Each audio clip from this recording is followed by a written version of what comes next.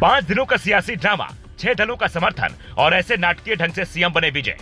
शपथ ग्रहण में पहुंची तृषा कृष्णन, विजय के माँ बाप से की मुलाकात, राजनीति में करेंगी एंट्री। ये 5 नेता बने सुपरस्टार से सीएम। अन्नादुरई से करुणानिधि और जयललिता तक की बड़ी चर्चा। तमिलनाडु में चल रहा हाई वोल्टेज सियासी ड्रामा आखिरकार खत्म हुआ। साउथ सुपरस्टार थलापति विजय ने तमिलनाडु के नए मुख्यमंत्री के रूप में शपथ ले ली। राहुल गांधी से लेकर तमाम बड़े दिग्गज शपथ ग्रहण के दौरान मौजूद रहे। लेकिन यह बड़ी हैरान करने वाली बात थी कि जब इतनी सीटें जीतने के बाद भी शपथ के लिए 6 दिन का लंबा इंतजार चला। 108 सीट जीतने के बाद विजय बहुमत के लिए 6 पार्टियों का सहारा लेना पड़ा। कांग्रेस के 5 विधायक, सीपीआई, सीपीआई-एम के 2-2 विधायक, वीसीके और आईयूएमएल के 2-2 विधायक शामिल हैं।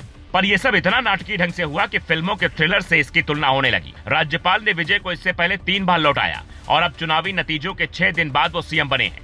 जहां शपथ ग्रहण समारोह के दौरान कुछ ऐसा होता है कि विजय के साथ साथ तृषा कृष्णन की चर्चा बढ़ जाती है। वो वहां पहुंचते ही विजय के माँ बाप से भी मुलाकात करती हैं, जिसे अब अलग तरीके से देखा जा रहा है। तो सवाल ये है, मुलाकात आने वाले दिनों में विजय और तृषा के मजबूत होते रिश्तों की ओर इशारा कर रहा है या फिर तृषा कृष्णन पॉलिटिक्स में एंट्री करने जा रही हैं। तमिलनाडु की सियासत पर नजर रखने वाले जानकार कहते हैं, विजय ने पेरम्बूर यानी कि चेन्नई और तिरुचिरापल्ली ईस्ट 2 विधानसभा चुनाव में जीत हासिल की है।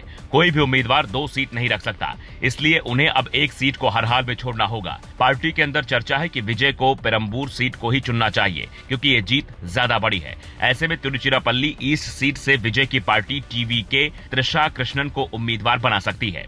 हालांकि अब तक इसे लेकर कोई आधिकारिक जानकारी सामने नहीं आई है, पर दोनों के बीच अगर रिलेशनशिप की अफवाह सच निकली तो ऐसा हो भी सकता है, क्योंकि विजय की पहली शादी में सब कुछ ठीक नहीं होने की खबरें हैं। इससे पहले आंध्र प्रदेश की सिनेमा में बड़ा नाम रहे एनटीआर यानी नंदमुरी तारक रामा राव भी सियासत में ऐसे ही सुपरहिट हुए थे।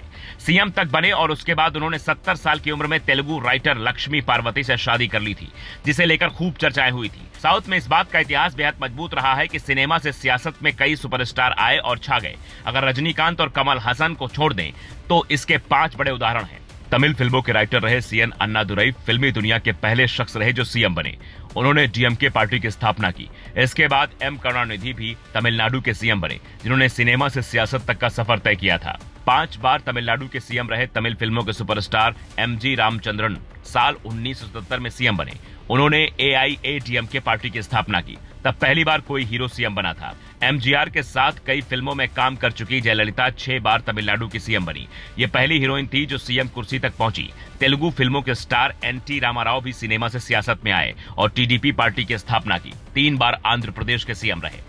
इन सब के अलावा पवन कल्याण का नाम भी बेहद सुर्खियों में रहा, जो सिनेमा से सियासत में आए। शुरू में फेल हुए पर अब डिप्टी सीएम की जिम्मेदारी संभाल रहे हैं। ऐसे में विजय का सीएम बनना साउथ की सियासत में एक नया अध्याय जुड़ने जैसा है। Bureau report, global Bharat TV.